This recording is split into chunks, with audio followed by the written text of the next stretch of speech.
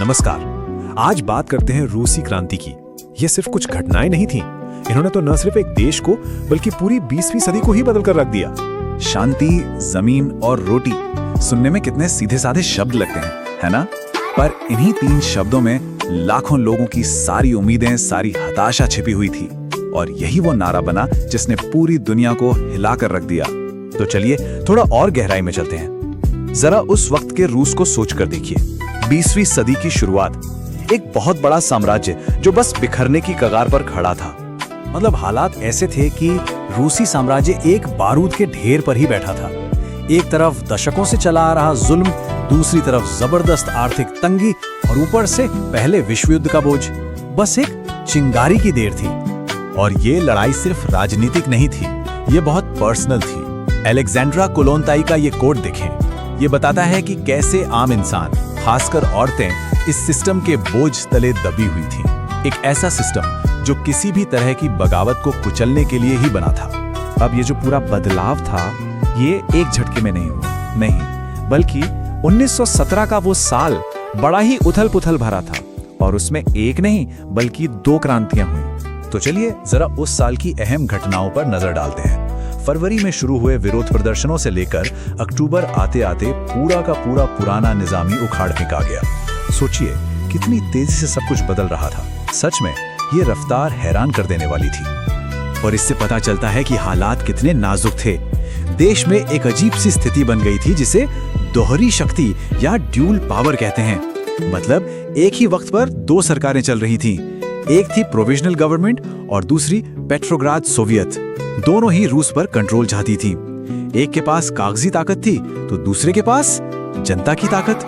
नतीजा, देश एक तरह से पैरालाइज हो गया था।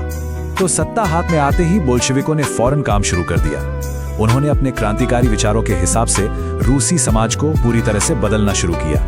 कोलोनताई की ये बात क्रांति के उस आदर्शवादी सपने को दिखाती है।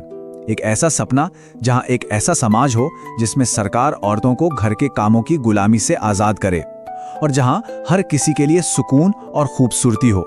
और बोल्शेविकों ने जो पहले फैसले लिए वो सच में चौंकाने वाले थे। उन्होंने जमीन, बैंक, बड़ी बड़ी इंडस्ट्रीज सबको सरकारी कंट्रोल में ले लिया। युद्ध से बाहर आ गए, तलाक और अबॉर्शन को लीगल बना दिया।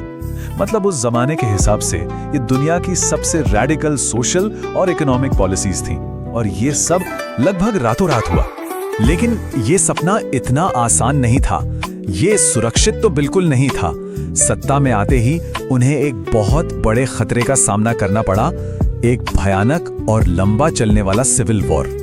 इस जंग में 2 मुख्य खेमे थे। एक तरफ थे बोल्शेविक, जिन्हें रेड्स कहा जाता था, जो अपने नए समाजवादी देश को बचाने के लिए लड़ रहे थे, और दूसरी तरफ थे व्हाइट्स, जिनमें राजा के समर्थक, लिबरल्स और बोल्शेविकों के विरोधी सब शामिल थे।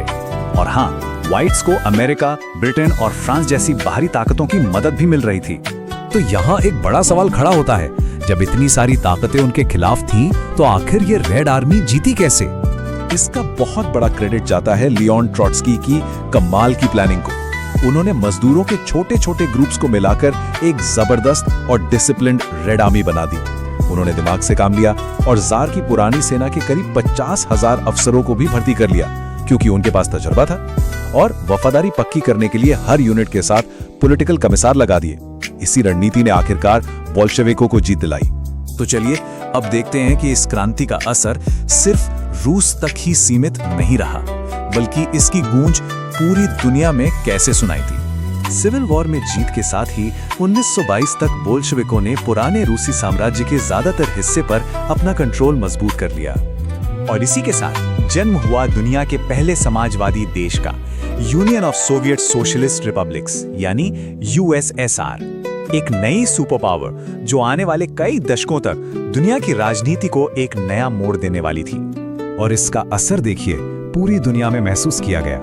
चीन से लेकर क्यूबा तक कम्युनिस्ट आंदोलनों को प्रेरणा मिली। इसने ही उस वैचारिक लड़ाई की नींव रखी जो आगे चलकर कोल्ड वॉर बनी। कम्युनिज्म बनाम कैपिटलिज्म। यहाँ तक कि भारत जैसे देशों में आजादी के लिए लड़ रहे लोगों ने भी इसमें साम्राज्यवाद को उखाड़ फेंकने का एक मॉडल देखा। दुनिया सचमुच 2 हिस्सों में बंट गई थी। और आखिर में एक सवाल जो आज भी सोचने पर मजबूर करता है। ये क्रांति शुरू तो हुई थी सबको पूरी तरह से आजाद कराने के मकसद से, तो फिर इसी क्रांति ने एक नए तरह की तानाशाही को जन्म क्यों दिया? जो सपना देखा गया था और स्टालिन के दौर में जो हकीकत सामने आई, उसमें इतना फर्क क्यों था? ये एक बहुत ही पेचीदा सवाल है जिसका जवाब आज भी इतिहासकार और विचारक ढूंढ रहे हैं।